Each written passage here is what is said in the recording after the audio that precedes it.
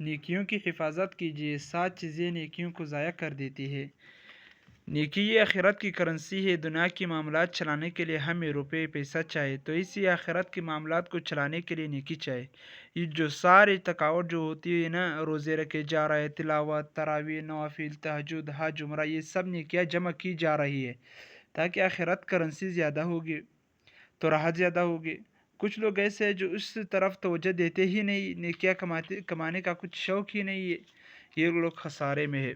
لیکن ان سے زیادہ خسارے میں وہ لوگ ہیں جنہوں نے نیکیاں کمائی مگر ان نیکیوں کی حفاظت نہ کر سکے، آخر تک ان کو نہ لے کر جا سکے تاکہ ان کے کام آ جائے، اور وہ راستے میں ہی ضائع ہو گئے، تو یہ زیادہ خسارے میں ہے، اس لیے کہ انہوں نے محنت اور مشقت بھی برداشت کی اور فائدہ بھی کچھ نہیں ہوا۔ قل هل ننبئکم بالاخسرین اعمالا، کیا میں تمہیں نہ بتاؤں کہ سب سے زیادہ عمل کے اعتبار سے خسارے میں کون ہے؟ وَهُمْ يَحْسَبُونَ أَنَّهُمْ يُحْسِنُونَ صُنْعًا، وہ اس خوش فہمی میں ہے کہ ہم بہت نیکیاں کر رہے ہیں اور آخرت میں ہمارے مزے ہوں گے، حالانکہ انہوں نے جو اعمال کیے وہ سارے دنیا میں ہی برباد کر دیے۔ ایک آدمی ہڈہرا میں کماتا ہی کچھ نہیں، لیکن دوسرے آدمی نے پورا دن رات محنت کی اور بھرپور پیسے کمائے، شام کو اپنے گھر والوں کے لیے مختلف تحائف، کھانے پینے کی چیزیں لانے کا ارادہ کیا اور ان سے پوچھا کہ کیا لاؤ؟ اب یہ باری رقم لے کر گھر سے نکلا یا اپنے آفس سے نکلا، گھر پہنچنے سے پہلے کسی مہربان نے اس کو لوٹ لیا، اور جب وہ گھر پہنچا تو کچھ بھی نہیں تھا، نقصان تو اس کا بہت زیادہ ہوا۔ اس کو سن کر دکھ ہوتا ہے، تو جس کے ساتھ ہوا ہوگا اس کو اتنا افسوس ہوا ہوگا، لیکن چلو پھر کما لے گا۔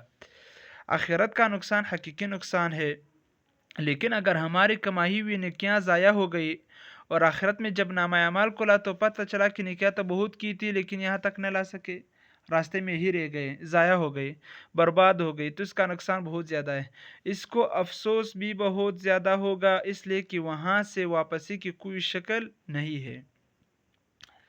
اسے دوبارہ موقع نہیں دیا جائے گا کہ چلو کوئی بات نہیں، تم اور کما لو، پھر سے کما کے لے کر آنا اور اب حفاظت کرنا۔ اس لیے میری اس تمہید اور بتلانے کا مقصد یہ ہے کہ اللہ تعالیٰ نے جو بھی تمہیں رمضان المبارک میں نیکیاں کرنے کی توفیق عطا فرمائی، یہ ہمارا بہت قیمتی اثاثہ ہے، ہمارا بہت قیمتی سرمایہ ہے، لہذا ہم ان نیکیوں کی حفاظت کرنی چاہیے۔ مشکل سے اللہ نے یہ موقع عطا فرمایا اور اللہ نے عافیت سے یہ سارے کام کروائے، لہذا ہمیں بھی یہ چاہیے کہ ان کی حفاظت کرے تاکہ یہ نیکیاں ضائع نہ ہو جائے۔ پہلا سبب جو نیکیوں کو ختم کر دیتی ہے شرک ہے۔ پہلا کام جس کی وجہ سے نیکیاں برباد ہوتی ہے وہ شرک ہے، غلط عقیدہ ہے۔ لَئِنْ أَشْرَكْتَ لَيَحْبَطَنَّ عَمَلُكَ وَلَتَكُونَنَّ مِنَ الْخَاسِرِينَ۔ آپ صلی اللہ علیہ وسلم کو خطاب فرما کر اللہ تعالیٰ ارشاد فرما رہے، اگر بالفرض والمحال آپ نے بھی شرک کیا تو آپ کی تمام نیکیاں برباد ہو جائیں گے۔ اگر آپ صلی اللہ علیہ وسلم کے لیے یہ الفاظ استعمال کیے جا رہے ہیں تو یقین آپ صلی اللہ علیہ وسلم تو اس کا تصور ہی نہیں کیا جا سکتا۔ دراصل یہ امت کو بتلانا مقصود ہے کہ اگر ہم آپ صلی اللہ علیہ وسلم کے لیے یہ جملے استعمال کر رہے ہیں، لَإِنْ أَشْرَكْتَ لَيَحْبَطَنَّ عَمَلُكَ، آپ کے اعمال بھی ضائع ہو جائیں گے اگر آپ شرک میں مبتلا ہوں گے۔ اور دوسرا سبب جو ہے نبی کریم صلی اللہ علیہ وسلم کی گستاخی اور سنتوں کی بے ادبی کرنا ہے۔ آپ صلی اللہ علیہ وسلم کی شان اقدس میں کسی بھی قسم کی گستاخی یا بے ادبی یہ بھی انسان کے اعمال کو برباد کر دیتی ہے۔ یا ایھا الذین آمنوا لا ترفعوا اصواتکم فوق صوت النبی ولا تجهروا له بالقول كجهر بعضکم لبعض ان تحبط اعمالکم وانتم لا تشعرون۔ اپنے آوازیں نبی کی آواز سے بلند نہ کرو، یعنی آپ صلی اللہ علیہ وسلم کے مجلس میں جب بیٹھو تو پست آواز سے بات کرو اور اس طرح زور سے ایک دوسرے کو جیسے ہم پکارتے ہیں۔ امام الانبیاء علیہ السلام کو اس طرح آوازیں دینے کی اجازت نہیں ہے، ایسا نہ ہو کہ اس بے ادبی کی وجہ سے کئی اعمال برباد نہ ہو جائے۔ تو تیسرا سبب جو میں بتلانے لگا ہوں، شریعت کے احکامات کو ناپسند کرنا۔ شریعت کے احکامات کو ناپسند کرنا، انہیں کراہت کی نظر سے دیکھنا، کراہیت کا اظہار کرنا، یار یہ شریعت میں جو غسل کرنا فرض یہ سمجھ میں نہیں آتا، نعوذ باللہ، سخت سردی میں کون غسل کر سکتا ہے بھائی، یہ مشکل کام، یہ روزہ صبح شام سے تک بھوکا رہنے کا کیا فائدہ۔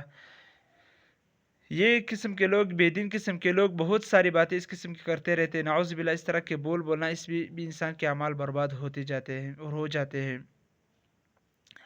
ذالک بانہم کرہوا ما انزل اللہ فاحبط اعمالہم، جو شریعت کے احکامات اللہ نے نازل فرمائے انہوں نے ان کو پسند نہیں کیا تو ان کے اعمال سارے کے سارے برباد ہو گئے۔ چوتھا سبب احسان جتانا۔ آدمی زندگی میں کوشش کرے کہ میری وجہ سے کسی کے ساتھ بھلائی ہو ہو جائے، کسی کے ساتھ ہمدردی ہو جائے، یہ اچھی بات ہے، لیکن بلائی کر کے نیکی کر کے اس نیکی کو جتانا میں نے تمہارے ساتھ یہ کیا ہے، میں نے یہ کیا ہے، اس سے انسان کے اعمال ضائع ہو جاتے ہیں۔ یا ایھا الذین آمنوا لا تبطلوا صدقاتکم بالمن والاذی، اے ایمان والو اپنے صدقات، خیرات، احسان جتا کر ضائع نہ کرو۔